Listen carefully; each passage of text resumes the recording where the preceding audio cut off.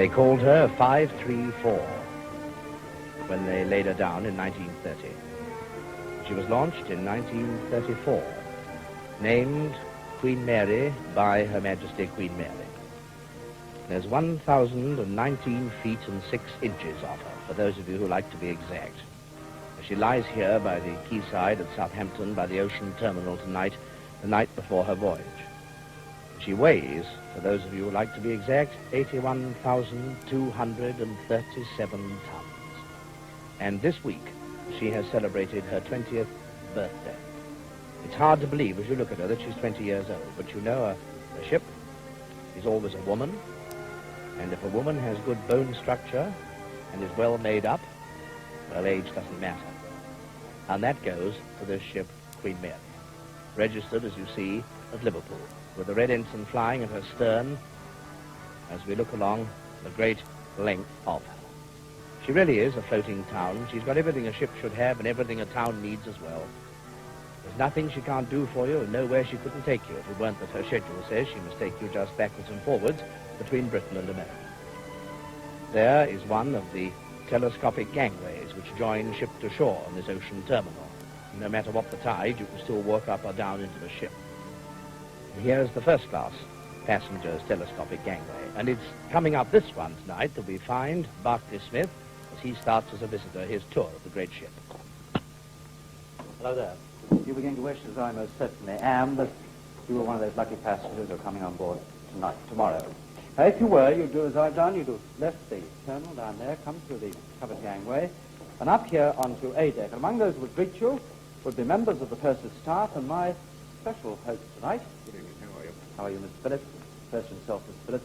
You're really the kind of guide, philosopher, and friend. That's true, yes. Passengers. That's true. Look after their welfare. Yes. What would happen to me tomorrow if I was a brand new passenger, never been on board before, and I arrived here? Well, you would come up the gangway here and would be met by quite a number of stewards, one of which would relieve you of your light hand baggage and direct you to your stateroom. Get them straight to the stateroom. Straight to the stateroom. Could we now go and have a look at the Surely. stateroom? Thank Certainly. you. You must have a fairly large staff. I've got a staff of 30, excluding the musicians.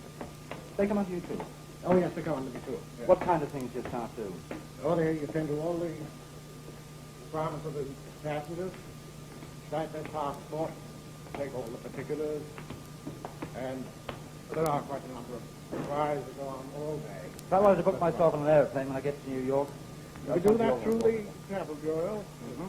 We've got 8 girls among the staff, 4 of which handle the travel bureau throughout the ship. 3 travel bureaus and 3 persons office.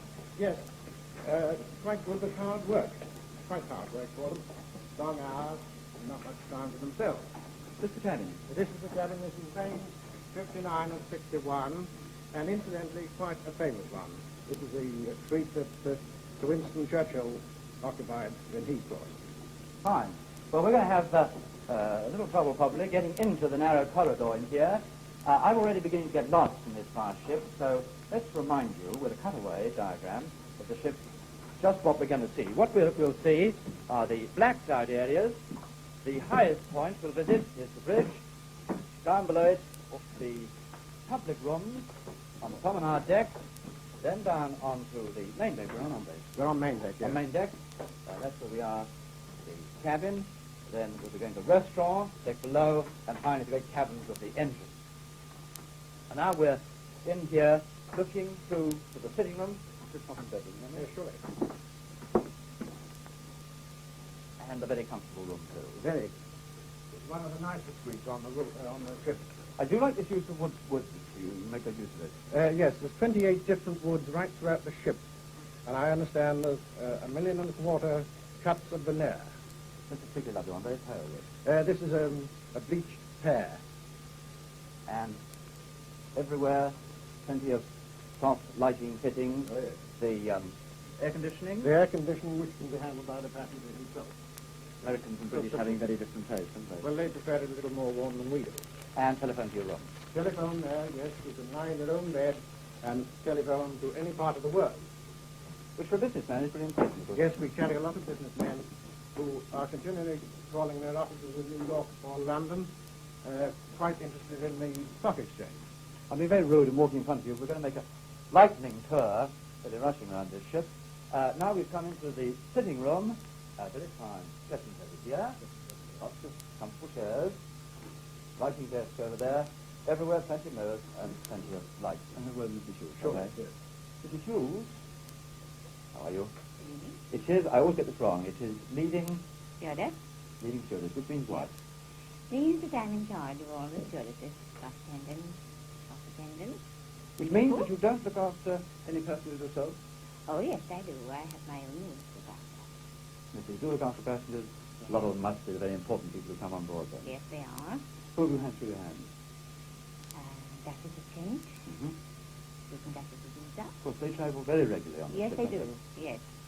And Queen Mother, Her Majesty the Queen Mother.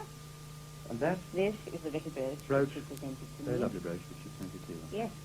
What time, tomorrow your passengers coming on board, what time will your day start? 9 o'clock in the morning. Ready to go. Yes. So thrill. Well, we wish you a happy voyage. And Thank be you on our way. very much. These staterooms, is it true that no room is like another? There's no two rooms alike. There's no two staterooms alike. There are 384 staterooms in the first class, of which 22 are suites. There's 11 on one side and 11 on this side. When you say suite, does it always mean a bedroom and a sitting room? Well, not necessarily, no. It could be booked in a bedroom, sitting room, and a dining room. When I say bedroom, of course, I mean bedroom, bath, toilet.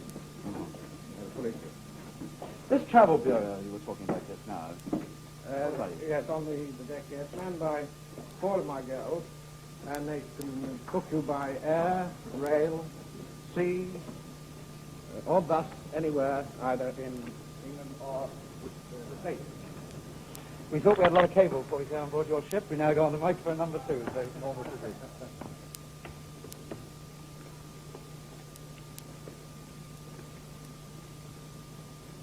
Now, this is one of our most treasured possessions. This is the standard of the late Her Majesty, the late Queen Mary, and was handed to the ship shortly before her maiden voyage to perpetuate her memory that she launched the ship. And the plaque, of course, was built into the ship at the time. And also set against panels of what looked to me like, what is it, hide, pigskin? It's hide. Right. Plan was the hide. Queen Mary never did, in fact, sail on the ship, did she? The late Queen Mary never did. No, the Queen Mother had travelled in both ships, as she was just mentioned to you. And so we come to the broad open spaces of Piccadilly Circus. This is the promenade deck square, and this is commonly known as Piccadilly Circus, as you say.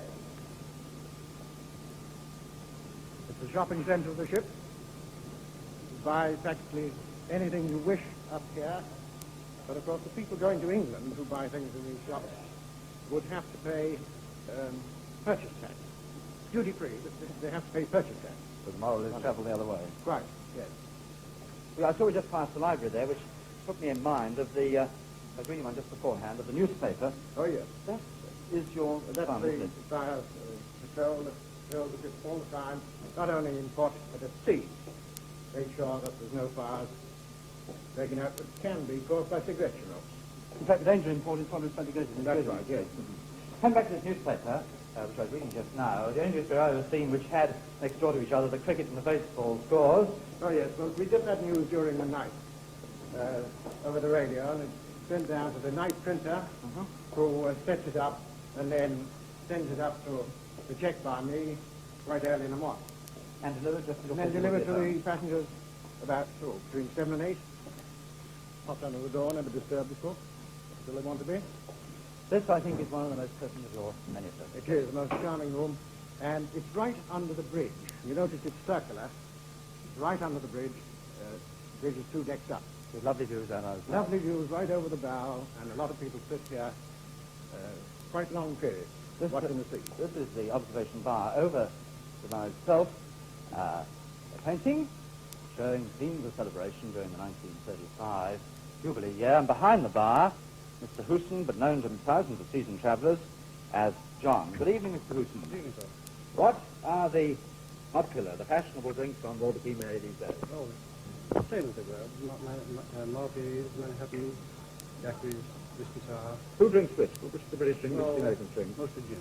English people, British people drink Uh-huh. gin. What's the answer? You're an expert now. What is the answer for a really good martini? Well, I say 6 to 1. 6 gin to 1 Woodward. That's very strong, isn't it? Or same with Manhattans, they're the same. Now, you promised me that I could pick up something on the halfway stage, a new drink, which you're going to devise for me. What is it? What's it called? The drink I'm going to make for you? The drink you're going to make for me. Barnacle. Well, I made it for you. And what's in it before I drink it? Just the one with vodka? Yes. Vodka, cherry orange, and brandy. Yeah. Well, in the hope that I see you again, I'm going to sit here for a moment, and perhaps you'd like to go straight about here and join Mr. Dimbleby on the bridge. Yes, up on the port wing of the bridge, where they don't allow you to drink quite properly. But we do have, to compensate us, a very remarkable view right out across Southampton Water to the Hampshire shore, right down over the long line of lifeboats and the great funnel of this ship, the 1, 2, and 3rd, the foremost funnel, which make her very distinctive. And see those silver whistles on the front of that funnel? They weigh a ton each. No good giving too many facts and figures about this great ship, though, because she's so enormous that people sometimes won't even believe it. I would like you to meet, instead, the man who is in command, Captain Donald Sorrell, master of Queen Mary, absolute master of the entire empire in the ship, of every man jack aboard her. And Captain Sorrell, you started, unlike many sailors nowadays, I think, in sail. Yes, I was in a sailing ship called the William Mitchell. Served my apprenticeship in sail and eventually passed through got a square extra master's ticket. Which is the highest ticket you can get. Yes. Not only a sailor, but also an artist, because you painted a picture of the ship, which we've got, haven't you? Which is very charming, too. Managed to get a good picture of it, yes. Painted by your own hand, eh? Oh, yes, watercolour. Tell me now, you've had how many years with Cunard altogether? About 38 years, since July the 4th, 1918. When did you take command of this ship? About first time 4 years ago, when I was relieving captain. And then in 1954, January, when I was taken complete. You're now the permanent captain of the ship. Yes. And second captain of the whole line now. Yes, yes. Now, you had quite an adventure, didn't you, 3 years ago? Yes. When in America they had the tug strike, and you had to take this ship in entirely alone into a very small dock. Yes, it looks smaller every time. It's very exceptional, of course. No tugs and no pilots. Well, I mentioned that to you because we have a film which was made at the time which shows the great ship being taken in by you. Yes. I thought it might amuse you in a moment or two to see it, and possibly to comment on it as it happens. Looks very fine, doesn't it? Oh, yes, it's a beautiful picture. You don't often see your own ship at sea, do you? On the television often. Ah, yes. Now, I wonder whether at any moment you'll be able to pick Oh, up yes, what's going let's on. take from the dock side, yes. I was in the centre line. The pier actually disappeared underneath as we were going in. We had proper marks so we could get it there. That is I'm good. taking a check up on the bearing as we get. That's the Coroner's Life boat taking the line to shore for us. Yes. But that's all you had to help you, was it? Just there one boat? Oh, yes, to carry the line to shore. Yes, And you did it without touching or scratching the ship at all? yes didn't touch at all. Let's hope it's a thing that'll happen only once in a lifetime. Or probably, anyway. Yes. I hardly think it's likely to happen again. Anyway, you were safely in. Yes, One of the things that strikes me is that this maneuver of getting a ship of this size, as you're here doing, into this narrow entrance, which you do, as you said, only at the height of the tide when there's no current, Right, or no, yes. No, lateral slack water. must surely be made much more difficult by the height. You get some Yes, small well, you get impression, one gets one's marks and knows exactly how far off one can be off the end of a jetty. And you've got to know your marks on these ships, really. And especially on a large ship like this. So indeed, as you look down tonight from here, look at the Empire Foy over there. Now, she is a sizable troop ship, and she's quite dwarfed by this ship next door to her. Still, as you say, if you get your marks, you're accustomed to it all as Yes, well. you've got to know your marks, and that's the main thing. Well, I think now we're going to meet you again inside your wheelhouse in a minute, as you know. Right. We'll now have a little less of height, being 100 feet above the water here. We'll go down below to where I think we'll find Buster Smith, probably somewhere on the promenade deck.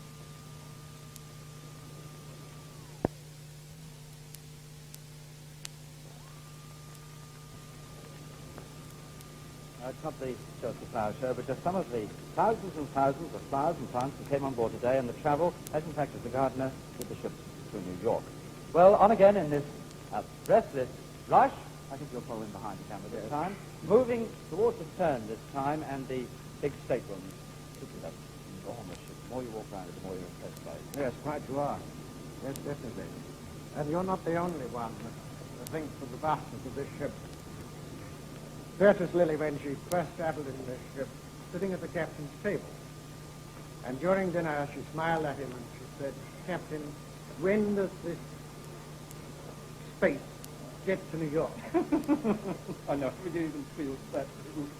We're coming now into what is, I suppose, the biggest, isn't it, of the This public is the rooms? largest public room in the ship, yes. The main Lounge. lounge.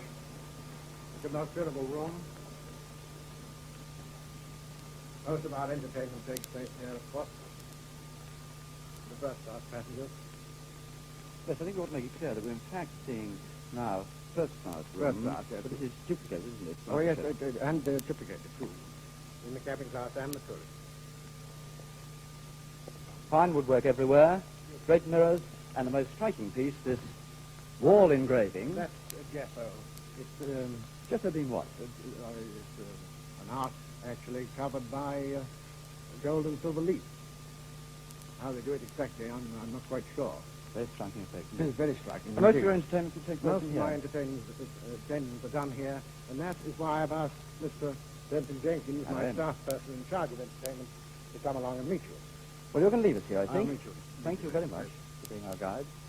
Good evening, Mr. Douglas. Good evening to you. Could I be an old man and just see myself down Very there? big ship. Staff purser, officer in charge of entertainment. What does that mean? That's right.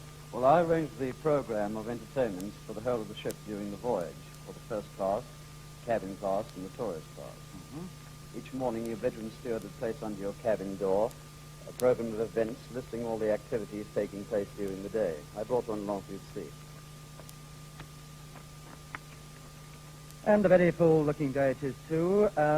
Pick one as right. 8:15 Peak Fifth class. I think you find me there.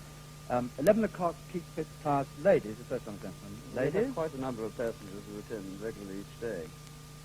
And then through. I see tea music in here, in this room. Yes, that's where we have our afternoon tea music. We serve afternoon tea here. Have light orchestral music or music on the Hammond organ by Charles Handel. What's the answer to getting passengers together to know each other at the beginning of the voyage? Well, the first night of the voyage, we have what we call a get-together dance. We find that there are quite a number of passengers who are traveling without friends, and we have Paul Jones dances, novelty dances, try and get them to make friends during the voyage. We find it very successful. And that dance, of course, would have been held in the room we're just leaving. Well, most of the activities in the evening take place in this room.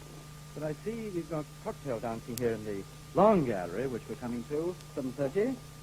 Yes, that's the before dinner dancing, cocktail dancing. As a matter of fact, you could dance from 7:30 right through until the early hours of the Finishing morning, at Starlight Room above. and finishing at 8:15 in the gymnasium. This, I think, is the most striking one. It's a very beautiful room. The delicate shades produced in this room are by the extensive use of the tulla, the heartwood of the figured Canadian birch. Very, very pale what it is. Very pale. And then on top of it, you put the pine trees over the alcove. Yes, over the stage you can see a group of wood carvings by Bainbridge Copnell. It depicts various musical instruments from all over the world. This is where we have our cocktail dancing. And catching your eye, as you come in at the far end of this vast great canvas. By Algernon Newton. It's called Evening on the Avon. It's a very fine painting. Much in keeping with the room. Indeed.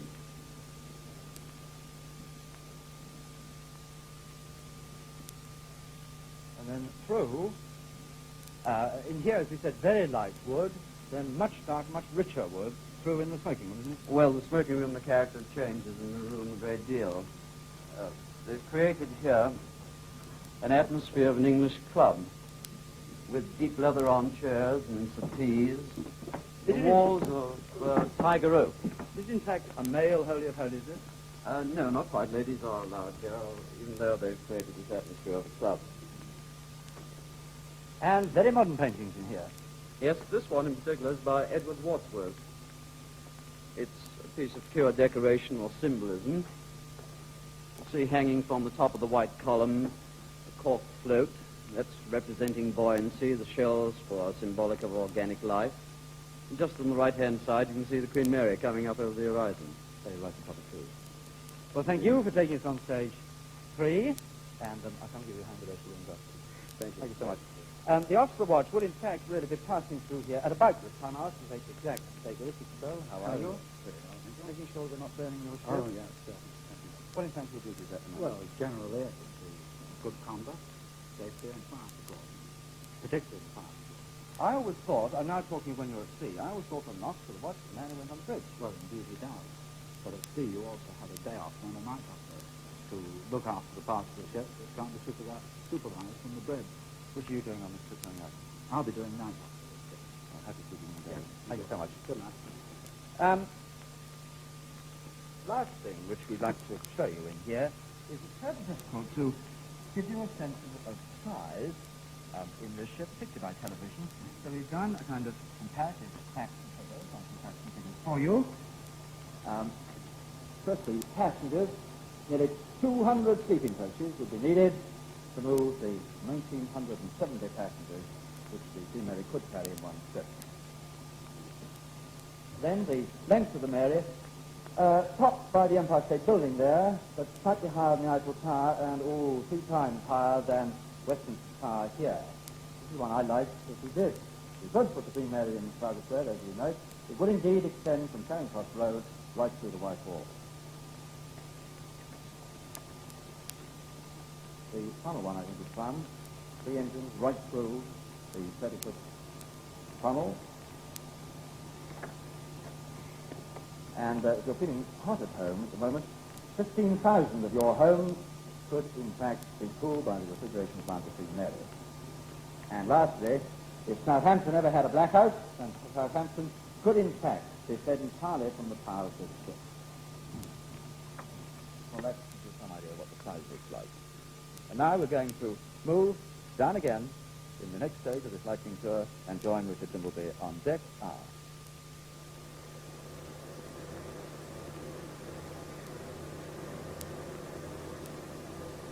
I don't know whether that small ripple gave the game away at all. You didn't know it was a reflection you were looking at. This is the ship's swimming pool. Now just have a look at it from my end, as it were, and you'll see just how big it is.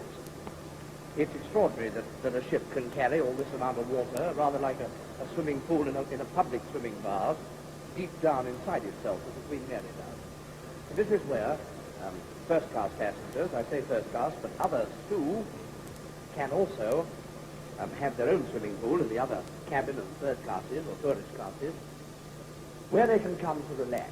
Indeed, in this ship, you know, they can, if people want to be strenuous, want to walk their way across the Atlantic or take exercise all the way across the Atlantic, there's nothing to stop them doing it. You can be pummeled, massaged, you can have physiotherapists, you can have every sort of medical treatment you like. You could even do what one man did, which was to run around the deck, practically all the way from England to America, so that he could say that he'd actually run across the Atlantic. Not everybody's idea of fun, and certainly not mine. If, on the other hand, you don't want to take any exercise, and you want to be lazy and slack, well, you can just eat. Now, if you want to eat, you do it here. After you, and you shall see the wonders of the restaurant. One of the 10 page boys of the ship will open the other door for you, and I'll follow behind. Now, this is where the first-class passengers of the Queen Mary are fed. Saying are fed doesn't seem really quite the right word for this luxury, but this is a really magnificent restaurant. You can take every passenger of this class in the ship at the same time. There are no 2 sittings or anything like that. You can have almost any meal you like. You eat in the most magnificent decor.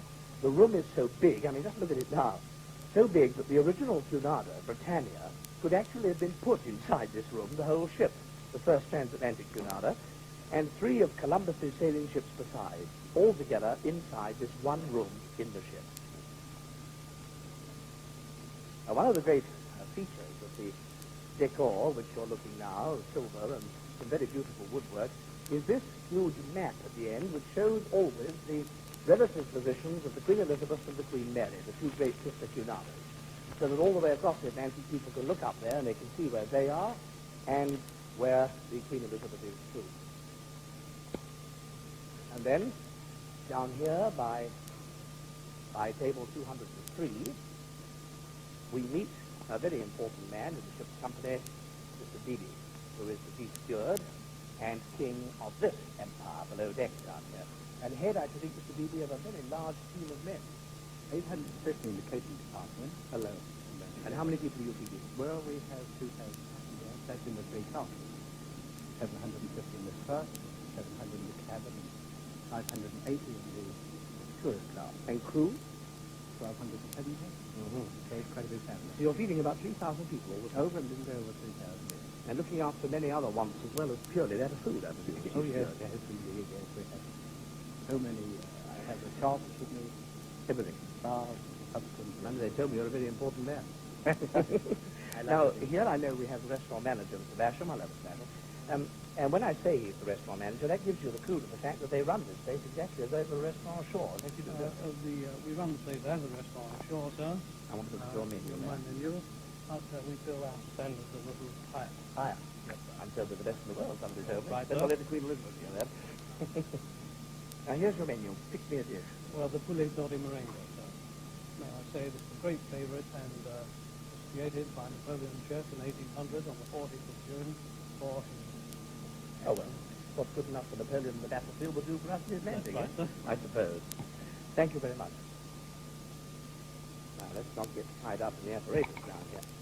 Mr. Beebe, now, where are you? There you are. This is the captain's table, Yes, which fact I know because of the great bowl of flowers on the top. So this was presented to the captain of the Queen Mary by the British insurance company. Probably in memory of having get the ship safe and sound for them, was it? And, of course, a table to which an awful lot of people want to sit if they can. Yes, but he has so many people, friends following him, you know, they're all like. He has no difficulty in getting people with him. And then down here, let me Of say course, this. you have met Clark, the head chef. I haven't been, Clark, and look at this perfectly wonderful buffet. If this isn't the finest cold collation you ever saw, what is? Mr. Clark, tell me, it is said that you could feed anybody on any sort of diet they want. Do you reckon it's true? Oh, yes, certainly. Yes. Hampton, Eastern, Yes. Western, kosher, North, South, whatever it may be. Yes, whatever it comes along. I even read in an article this morning that you could give people bird's nest soup if they wanted. Yes, you can do. You mean to tell me you carry bird's nest for that Yes. purpose? Oh, yes. I wish I could catch you on something. I haven't succeeded yet. Now, what would you like to pick out of this lovely collection of foodstuffs here? Just to look at, you think? Well, I'd like you to show the lobster band. Yes, Along in the here? centre there in the In the front. centre. That's lovely. Now, there it is. Lobsters cut down with head, feet, and claws put back. They're rather like those famous monkey bands that people pay so much money for. Yes, They that's collect in quite correct, China yes. for porcelain. Yes. Magnificently done. Little lobsters all playing musical instruments. And what next? And all the instruments are made with butter. Yeah, butter, eh? Yes. And over there, the shortbread house. That's Shortbread rather house. peculiar. Lord knows what you do if somebody asks for a slice of that. Well, we should comply with the order and let them have it. I'm sure you would. It'd break your heart. Oh, yes. Well, thank you very much. Thank you. If I may say so, you don't look as though you do too badly on this job yourself. Thank you very much. Goodbye. Bye.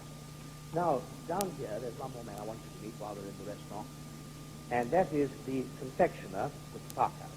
He's standing like this because he is just hiding something from us he wants you to see yet. Now, I ask you, have you ever seen anything quite like this? Just to see now, Mr. Parker. That is made of icing sugar, and I think it's the finest model of a television camera I've ever seen in my life. How long did it take you to do it? Took me 14 days, sir, to make, and I used 20 pounds of sugar to do it. And do the confectioners in ships like this, are they accustomed to making cakes and all those Or we things can for make people? anything at short notice. For instance, birthday cakes, or if the occasion arrives, wedding cake. Mr. Beverly need be disappointed. Yes, sir. But I think that's splendid. Now let's just let people see that thing. Right. While I translate you, as it were, from the world of sugar to the world of steel, we mustn't leave out of our tour of the ship, even as we look at sugar icing, the engineering department, and indeed the most important place, the engine room. Now, when the ship was last in port, Dr. Smith went down to the engine room and made a film there so that that wouldn't be left out of our tour. So let us go now, then, from up here down into the engine room. Power. A world of turbines, of pipes, and of dials. To drive the Queen Mary across the Atlantic requires not one engine room, but two. They house these steam-driven turbines which together develop 160,000 horsepower. The nerve center of each engine room is the starting platform, and here the massive power of the turbines are controlled. And as the telegraph rings the order for slow stern, so the wheels are turned and the engines spring to life.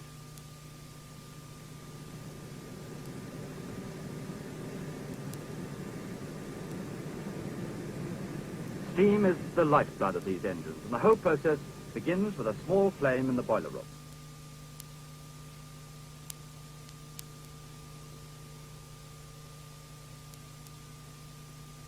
There are 24 main boilers on the ship, and this is how each one of them is lighted, with the fireman thrusting his torch through one of the furnace doors.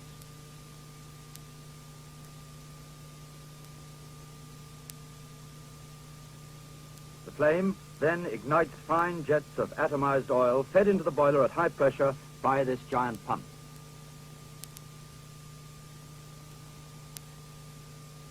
Inside the furnace, the flames glow to a fierce heat, and from the boilers, the steam goes down to drive giant turbo generators, housed in a spectacular compartment of pipes and spinning turbines below the waterline.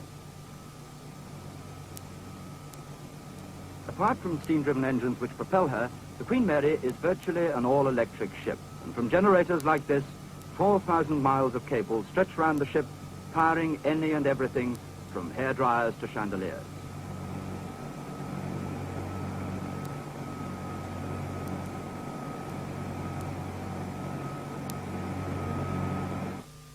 And now we're down beside one of the propeller shafts, which stretch 165 feet from the engines to the stern of the ship.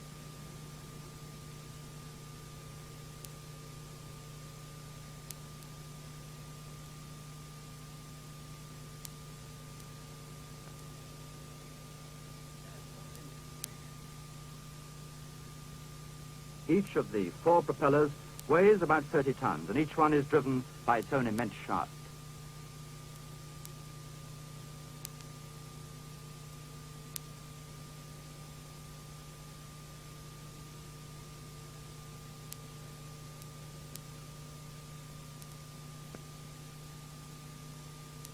It's not far from here to the steering compartment and rudder machinery. And here also is the ship's auxiliary steering gear available for any emergency. As the wheel is turned, hydraulic power is transmitted to the rudder through this massive crosshead.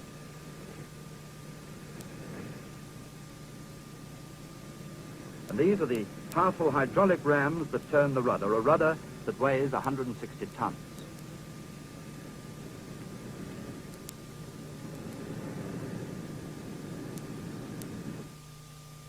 It's quite a thought that the rudder alone of the Queen Mary weighs as much as the Mayflower, the ship that took our first transatlantic passengers to America. Back in the engine room, you get another angle on the staggering size of the ship.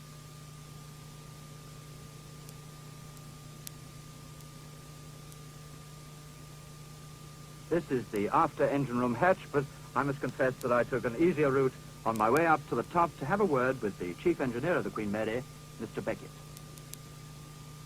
Mr. Beckett, at this stage in the turnaround, the day before you sail, what's happening on the engineering side? Well, we're finishing up our ordinary maintenance down below, and by this time, of course, we've started warming up the main engines. You're still taking on fuel, aren't you? Still taking on fuel, about 1,700 tons still to come in. What will you have on board for the round trip? Now, it's between 9 and 10,000 tons. 9 and 10,000 tons. That's over 1,000 tons you use a day. Approximately at ordinary service speed. A lot of oil, but you've got some very big engines. When, in fact, do you put the kettle on? When do you get the main boilers lit? Usually about 4.5 hours before trial of engines. And we always have trial of engines 2 hours before the ship is due to depart. So that you get a nice slow warm-up. Nice slow warm-up with such big heavy pieces to warm. One thing I want to ask you, when we were at sea, I noticed that by and large you make practically no smoke at all. I suspect the professional pride comes into this. A good deal, and also, don't forget, we've got telescopes down in the boiler room that we can actually see the smoke going up the funnel. Right up the funnel. Yes, and also we have a liaison between our deck people and ourselves that if we only make more than a puff or two of smoke, they phone down below to our platform and give the lads the wire. I told you. Why? I told you you have to be very careful when you're in New York. And in New York, well, there you've got a helicopter that chases up and down the waterfront, actually taking cinema film of the smoke of any vessels in the harbour. You boys brave yourselves. So there you have it. With this very tight schedule the Queens have, shutting back and forwards, and with practically no turnarounds either end, that must make some problems for you, doesn't it?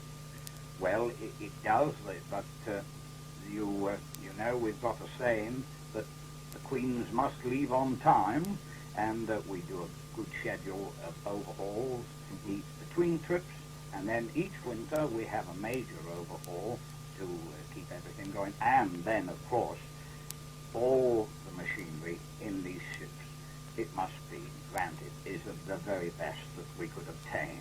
Nice tribute to British engineering. Yeah. Well, I mustn't stop you from sailing on time tomorrow, so thank you very much indeed for having me. Well, I'd better show you out in case you lose yourself on the Even way. I could.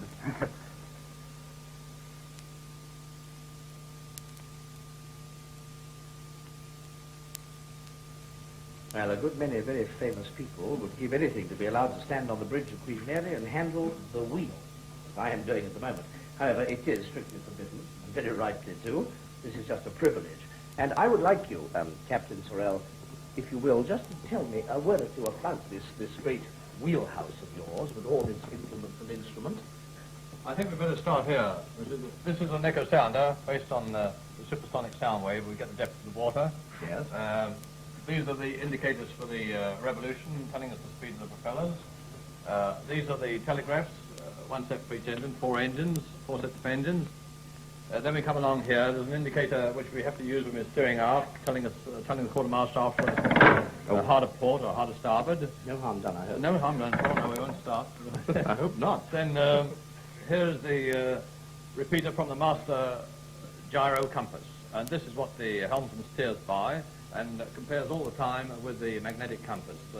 When I say all the time, about every 10 minutes or so, we're checking it up for the officers as well. You have two wheels, the one I was holding and the other, which I presume one is a duplicate of the other. Yes, well, different systems. We can use either system. Actually, we've got three systems, so that one takes over if anything goes wrong, but it never has so far. I see. So he uses that compass to steer by, for your Atlantic voyages and checks with this. We check it, yes, all the time with the magnetic compass. Which I see the ship's head is now lying northeast Northeast. or point east. That's right. That's magnetic heading, of course. Mm-hmm. And that's the true heading. And you do, of course, use radar. Oh, yes, we've got a radar. We've got two radars. It's very useful, too, in misty weather and also approaching the coastline. We check up our positions all the time. Mm-hmm. There's Mr. Wilkinson, one of my navigators. He does a lot of work on the radar. Would you like to come around and see it now? Yes, please. Right. You lead the way. Right. You must, of course, you do get a certain amount of fog in the Atlantic, and I suppose radar then really comes into its own. Quite a lot of fog, yes. And there's many things. Here we are. Just looking now. I'll draw the curtains because you'll be Right. into the job. In the fortune teller's booth, yeah? Right. What are we seeing there, Mr. Wilkinson? Well, this is really an aerial view of the whole of Southampton. And the centre of the scan here is right above the bridge here. Where you've got the little gadget that goes round and round and Yes. round and round looking, as it is now. That's right. And then you can see all Southampton water. We're in the old docks, and here are the new docks going up here. It's really a kind of a living map that you have, isn't it? Yes, it's a real map of Southampton. What a boon to mariners, eh? But I observed, Captain, for all that even with radar, you still keep the old crow's nest. You use human eyes. Oh, yes. So. Would you like to see that? We'll just point it out. It's around here. The man who sits up there... Well, the constant lookout, sailor man, continual sharp lookout, gets them all on the bridge. The man who sits up top in that crow's nest must have a pretty good head to look down like that, mustn't he? It's just up here now. It's about 150 feet above the water. And he must get, you say, at times, well, I don't think they do, but they think they get giddy sometimes. They don't. I wouldn't like to look up there myself for long anyway. Oh, one more instrument we haven't come to. I said there are three wheels. Now, what is this third one? This is the automatic ferry steerer. It's known as the Iron Mike, and it's based on the fact that if the ship goes a fractional, the automatic gear comes into the motors and drives the motors back so that like the automatic pilot? Exactly the same, yes. It steers the drives the motor, the telemotor gear. Well, you've given us a very good, very rapid tours. It has to be with a ship this size. What else can you do, even in 40, 45 minutes? I think perhaps we ought to let the ship herself say one word, don't you? All right, I'll, if you like to hold your ears, I'll give the sailors farewell and give a blast. Very nice having you All up right, here. well, thank you for being so hospitable. Oh, yeah, fine. Many thanks. Now, stand by. All right. Here's it for 10 miles.